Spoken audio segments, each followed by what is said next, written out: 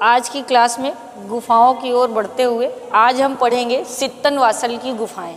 ठीक है, इसी गुफाओं की सीरीज़ में तो देखते हैं कि सित्तनवासल की गुफा के लिए क्या है और किस धर्म से संबंधित है।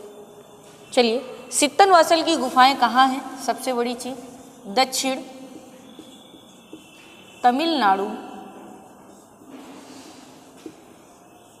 ठीक है, यानी तमिलनाडु है, लेकिन तमिलनाडु का क्या है? दक्षिण के तमिलनाडु के तंजौर जिला कौन सा है? तंजौर जिले के किस क्षेत्र में के अंतर्गत? तो पद्दुकोट्टाई,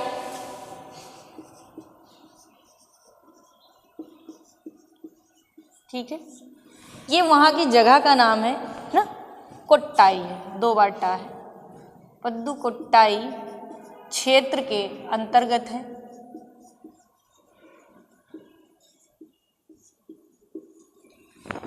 ठीक है, कहाँ पर है? तमिलनाडु में है, और तमिलनाडु के किस जिले में है? तो तंजौर जिले के अंतर्गत है। और वहाँ जो क्षेत्र है, यानी किस क्षेत्र के अंतर्गत आती है? तो पद्दुकोट्टाई क्षेत्र के अंतर्गत आती है। किस नदी के तट पर है? तो ये कावेरी नदी के तट पर है, कावेरी नदी के तट पर है। देखिए, एक चीज़ यहाँ पे और क्लियर कर दे, जो ये कावेरी नदी तट पर बताया है, रीता प्रताप की जो बुक है उसमें दिए है कृष्णा नदी, ठीक है, लेकिन कृष्णा नदी तमिलनाडु में नहीं बहती, इसलिए वहाँ कावेरी ही नदी है। शायद ये मिसप्रिंट हो गया है या छपने में गलती हो गई होगी, लेकिन ये किस क्षेत्र में, किस नदी के पास है? तो कावेरी नदी के तट पर स्थित है। फिर इसके बाद अब हम पढ़ते हैं सित्तनवासल शब्द का अर्थ, यानी इन गुफाओं का जो नाम है उसका अर्थ क्या है? तो सित्तनवासल शब्द का अर्थ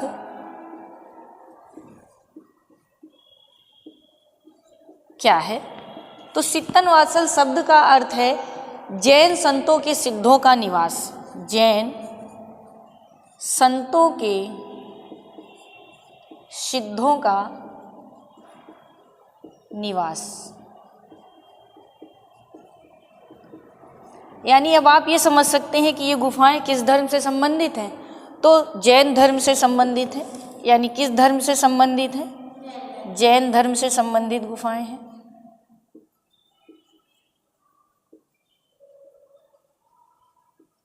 और सित्तनवासल का क्या अर्थ है? जैन संतों के सिद्धों का निवास स्थान। ठीक है, अब बात करते हैं कि ये है कहाँ, किस क्षेत्र में है, किस नदी के तट पे है, और सित्तनवासल शब्द का अर्थ क्या है, ये आप जान चुके हैं। अब बात करेंगे कि इन गुफाओं को देखा किसने, खोजा किसने, ठीक है, और किस सन में खोजा। तो सबसे पहले सर्वप्रथम इन गुफाओं को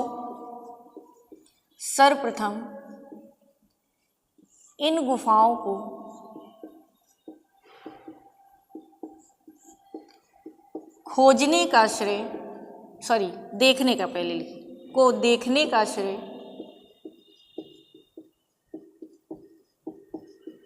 या सर्वप्रथम इन गुफाओं को किसने देखा?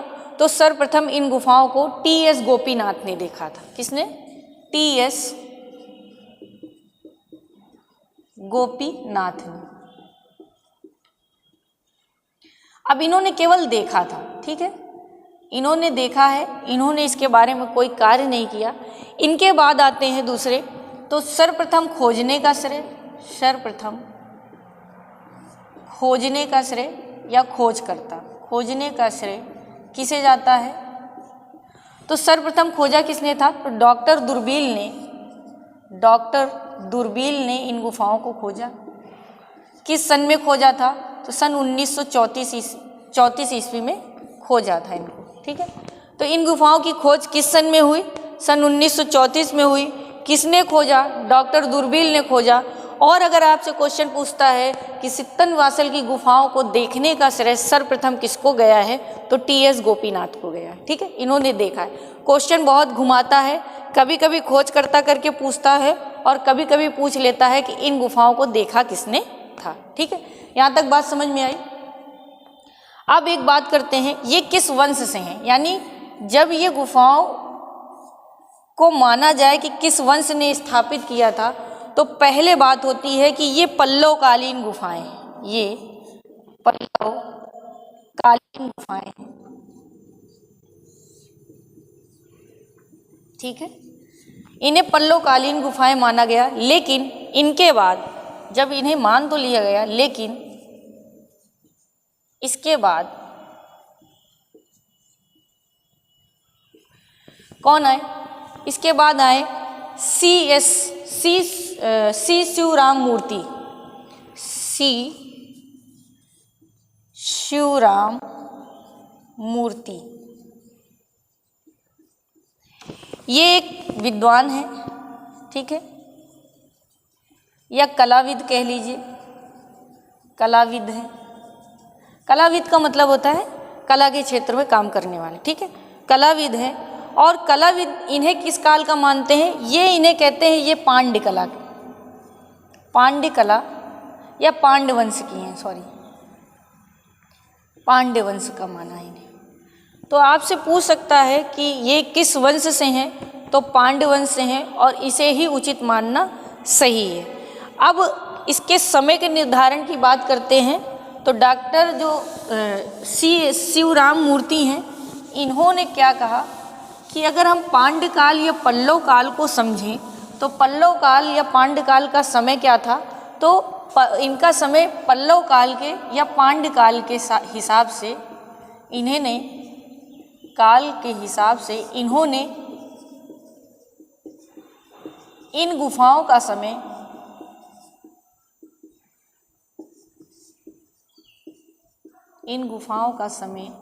क्या माना? तो इन गुफाओं का समय माना है 700 से 900 ईस्वी के मध्य, 700 से 900 ईस्वी के मध्य का माना। अगर आपसे ईस्वी लिख के पूछ ले किस ईस्वी की हैं, तो 7वीं, ठीक है। तो इन गुफाओं का समय क्या था, यानी सित्तन वासल की गुफाओं का समय क्या माना गया? 700 से 900 ईस्वी या 7वीं शताब्दी की मानी गई, ठीक है। ये गुफाएं जैन धर्म से संबंधित थी, ठीक है। अब इन गुफाओं की संख्या की बात कर लेते हैं। गुफा संख्या, यानी सित्तन वासल की कितनी गुफाएं हैं? तो सित्तन वासल में कुल 4 गुफाएं हैं। कितनी हैं? कुल 4 गुफाएं हैं, और चारों किस धर्म की हैं? जैन धर्म की हैं, ठीक है। यहाँ तक बात समझ में आई कि पांड्यकाल से हैं, और पांड्यकाल ही माना, और पांड्यकाल का समय समथिंग माना गया कि ये 700 से 900 ईस्वी के आसपास रहा होगा, यानी इसका समय माने तो 7वीं शताब्दी भी मान सकते हैं, ठीक है। इसके बाद बात करते हैं, यहाँ पर केवल जो चित्र पाए गए हैं, चित्रों के बारे में बात करते हैं, ठीक है। चित्र,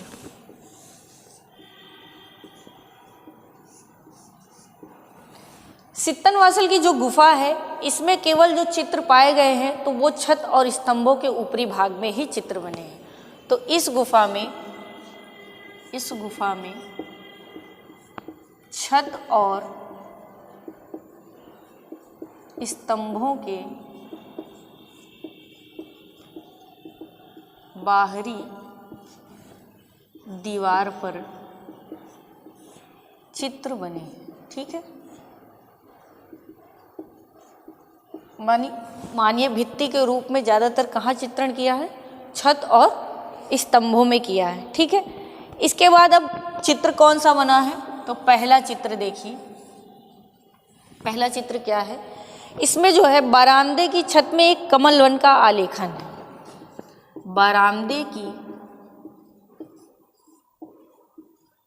छत पर एक कमल वन का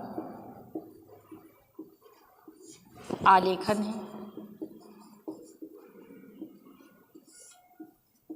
ठीक है। यानी कमल वन दिखाया गया है और इसका आलेखन किया है। वास्तव में अब देखिए, वास्तव में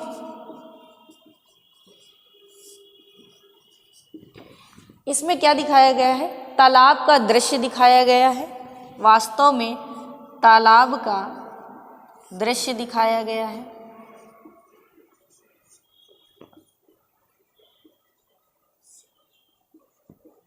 अब ये जो पूरा ये जो चित्र है छत पर कमल वन, तो इस चित्र में क्या है, तालाब का दृश्य दिखाया गया है जिसमें कमल खिले हुए हैं, जिसमें कमल खिले हुए हैं, यानी उस तालाब में सारे कमल खिले हुए रूप में दिखाया गया है। और रिक्त स्थान यानी जो खाली स्थान है, रिक्त स्थान में मछली, ठीक है, ये जल से है, मछली, कछुआ, मगर, कछुआ, मगर, मगर का मतलब है मगरमच्छ, ठीक है, मगरमच्छ, हाथी, भैंसा, पक्षी आदि चित्रित हैं। हाथी, भैंसा, पक्षी आदि चित्रित है, ठीक है। यानी इस तालाब को एकदम ऐसा लगता है कि बिल्कुल सरोवर जो मतलब तालाब बना हुआ है वो कमल वन का एक सरोवर है, यानी कमल वन इसलिए कहा गया क्योंकि तालाब में खिले हुए कमल बने हैं। और ये दृश्य जो है छत पर बनाया गया है, ठीक है। कमल वन का दृश्य अगर पूछे आपसे कहाँ बना हुआ है तो सित्तनवासल की गुफा में बना, और किस पर बना है तो छत पर बना है, ठीक है। और 3 देवताओं को फूल तोड़ते हुए दिखाया गया है। यहीं पर 3 देवताओं को फूल तोड़ते हुए दिखाया गया,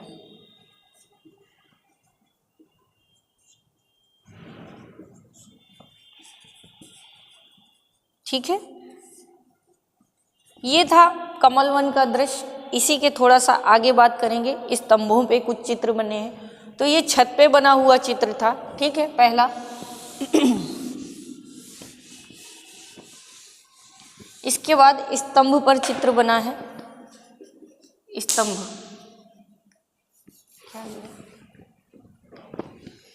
स्तंभों पर चित्र,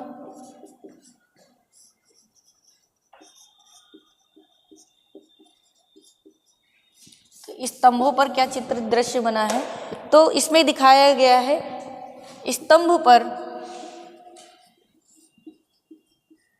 कमल,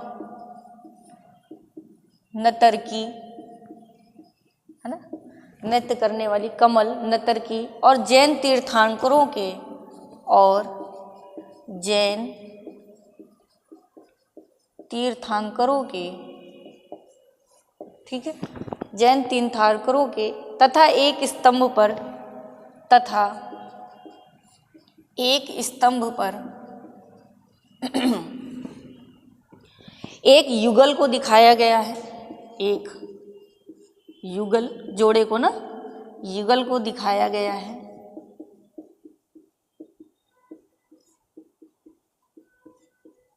ठीक है, दिखाया गया है। शायद ये महेंद्र वर्मन और उनकी रानी का दृश्य रहा हो। शायद यह महेंद्र वर्मन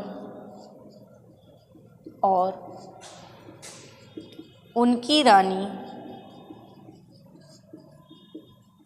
का दृश्य रहा हो, ठीक है। तो स्तंभ पर कैसा चित्र पाया गया है, नर्तकियां दिखाई गई हैं, तीर्थंकर बने हुए हैं, कमल के पुष्प दिखाए गए हैं, और एक जो युगल यानी एक जोड़ा जो दिखाया गया है वो शायद ये माना जा रहा है जो पल्लवकालीन राजा यानी पांड्य राजा थे, शायद महेंद्र वर्मन का ही दृश्य हो उनकी पत्नी के साथ। अब यहाँ पर एक अन्य दृश्य पाया गया है, अन्य दृश्य, ये बहुत पूछा जाता है। अन्य दृश्य क्या है, इसमें एक दृश्य में अर्धनारीश्वर रूप में चित्रांकन हुआ है, एक रूप में अर्ध नारीश्वर, अर्धनारीश्वर होता है कि अर्धनारीश्वर होता है, अर्धनारीश्वर, अर्धनारीश्वर का दृश्य दिखाया गया या बनाया गया। नारीश्वर इसलिए होता है कि शिव जी का ये रूप है अर्धनारीश्वर, क्योंकि पुरुष और स्त्री को मिल के बना है, तो जब संधि होगी तो नारी का रूप है, इसलिए यहाँ नारी, ठीक है, नारीश्वर कहते हैं इसीलिए। एक चित्र में हाथ में कमल लिए गंधर्व को दिखाया गया है। यहीं पे दूसरा बना है, एक चित्र में, ठीक है, एक चित्र में हाथ में कमल लिए गंधर्व को दिखाया गया है। हाथ में कमल लिए गंधर्व को दिखाया गया है। ठीक है, तो ये था आपका चित्रांकन। और एक चित्र और यहीं से पाया गया है। देखिए, गुफा संख्या करके यहाँ नहीं मिला है अजंता की तरह, केवल जो गुफा है, कहाँ कौन सा दृश्य पूर्ण अवस्था में उसकी चर्चा की गई। यहाँ पे एक अन्य दृश्य मिला है, रत्न जड़ित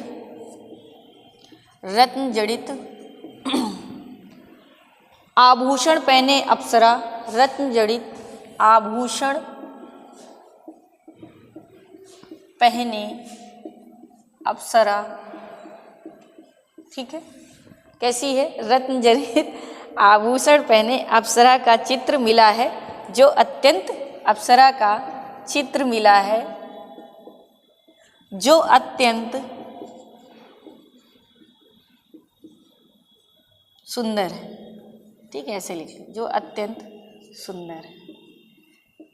अब यहाँ पे देखिए क्वेश्चन कैसे पूछता है, यानी प्रश्न चित्र से कैसे बनते हैं। तो एक क्वेश्चन पूछा जाता है, कमल वन का दृश्य कहाँ से प्राप्त है। ठीक है, एक क्वेश्चन पूछता है, कमल वन का सुंदर आलेखन कहाँ से प्राप्त हुआ है। कमल वन का सुंदर आलेखन कहाँ से प्राप्त हुआ है।